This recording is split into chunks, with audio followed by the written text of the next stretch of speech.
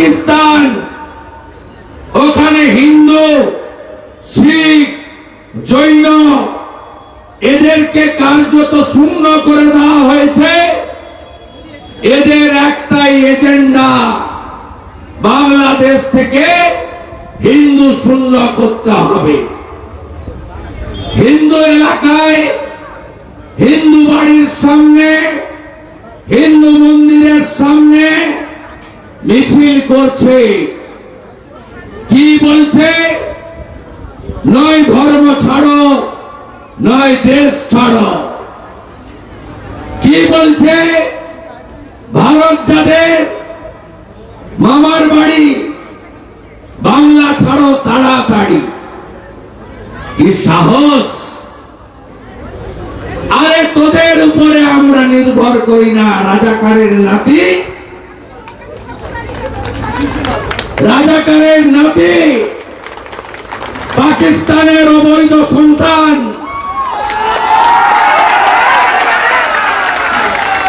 তোদের উপর আমরা নির্ভর করি না, আমাদের উপর তোরা নির্ভর করেন। মোল্লা ইউনূস, ভালো করে শুনে রাখো।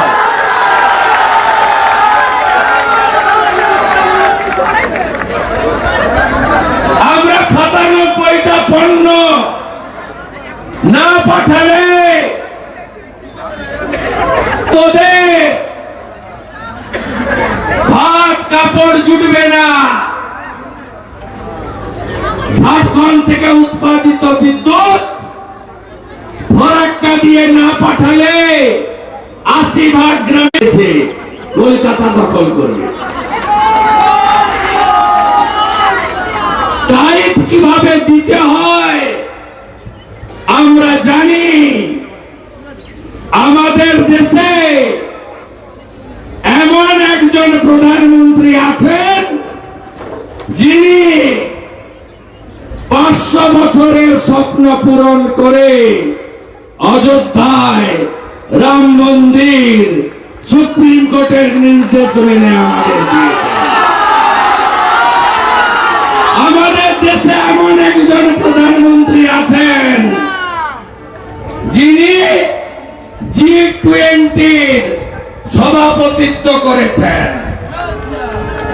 আমাদের দেশে এমন একজন প্রধানমন্ত্রী আছেন যিনি ডক্টর শ্যামা প্রসাদ মুখার্জি এক দেশ এক নিশান এক প্রধান এক বিধান ৩৭০-৩৫-এর একে উপড়ে ফেলে দিয়ে কাশ্মীরে ভারতের ঝান্ডা উড়িয়েছে।